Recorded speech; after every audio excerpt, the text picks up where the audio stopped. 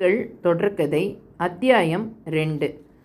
செய்வதில் குறைவில்லை, நடுவில் ஏன் இப்படி பேசுகிறான் என்றே புரியாது. தென்காசியில் காவல்துறை துணை கண்காணிப்பாளராக பணிபுரிந்து வருகிறான்.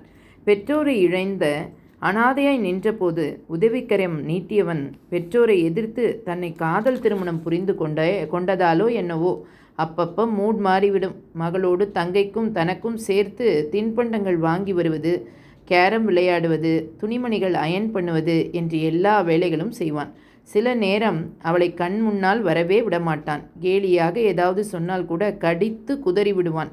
மாமாக்கு இன்று ஆஃபீஸில் பாஸ் கடிச்சிட்டார் போல, இங்கே ஏன் வாணி மாமா கடுப்பை காண்பிக்கிறார் என்று தன்னிடம் பல்லை கடிப்பாள் ஜே. வாணியின் நிலை பரிதாபம். கணவனுக்கும் தங்கைக்கும் இடையில் அல்லாடுவாள். வங்கியில் அலுவலராக பணியேற்க வெளியூருக்கு கிளம்பும் நேரத்தில் அவள் மனம் வாட ஏதாவது சொல்ல வேண்டுமா?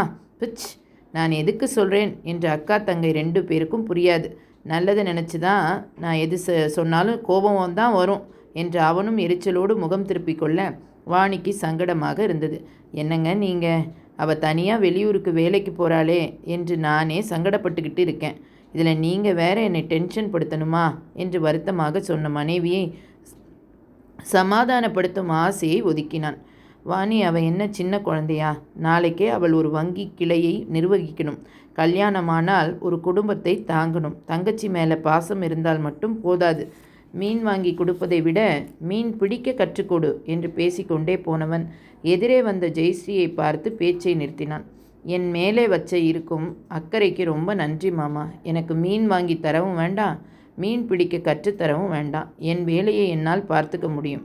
வாணி, உனக்கு புண்ணியமாக போகும். எனக்காக நீ எந்த வேலையும் செய்ய வேண்டாம். இந்த 4 வருஷமாக நீங்கள் எனக்கு செஞ்ச எந்த உதவியும் நான் மறக்கவில்லை, மறக்கவும் மாட்டேன். இனிமேலாவது நீங்கள் உங்கள் குடும்பம் என்று சந்தோஷமாக இருங்க என்று நிதானமாக சொன்னாள் ஜெயஸ்ரீ. சித்தி, ரிப்பன் அவுந்துடுச்சு, கட்டி விடுறீங்களா என்று தன் காலை கட்டி கொண்ட சுசித்ராவை பார்த்ததும் மனம் இலகியது. ராகவன் மேல் சற்று முன்பு ஏறிய எரிச்சல் இறங்கியது. கட்டி விடுறேன்டா, இவ்வளவு நேரம் உங்கள் ட்ரெஸ்ஸை பார்க்கவே இல்லையே. சித்திக்கும் ஒரே கலர் ட்ரெஸ்ஸு, சேம் பிஞ்ச் என்ன என்று அவள் முன்பு மண்டியிட்டு கொஞ்சலாக கேட்டாள் ஜெயஸ்ரீ.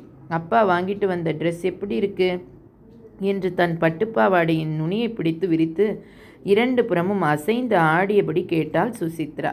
அவளின் அசைவிற்கு ஏற்ப நடனமாடிய அவளின் இரட்டை குடுமியில் தொங்கிய மல்லிகை சரத்தை ஒதுக்கி கன்னத்தை லேசாக கிள்ளி உதட்டில் ஒற்றி முத்தமிட்டபடி, சூப்பராக இருக்கு செல்லம், உங்கள் அப்பாவிடம் சொல்லிவிட்டு வா, நாம் பட்டாசு வெடிக்க போகலாமா என்று ஊதுவத்தியுடன் வெளியே நகர்ந்தாள் ஜெயஸ்ரீ. அப்பா நீங்களும் வாங்கப்பா என்று மகள் கையை பற்றி இழுக்க தனியாக அவர்களுடன் போக மனமின்றி நீயும் வா வாணி என்று மனைவியையும் அழைத்தான்.